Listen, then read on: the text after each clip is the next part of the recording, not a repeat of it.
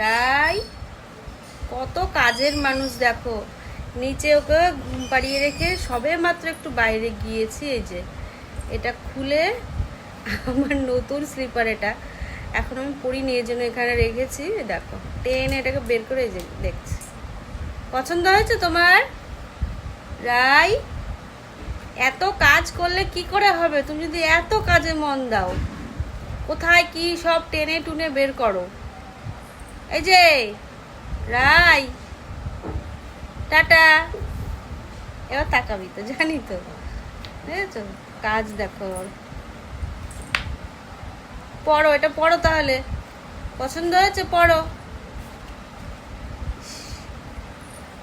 তো। কাজটা নিয়ে ওর দুষ্টু একটা মেয়ে। দে, ওটা আমার, তোর না, দে।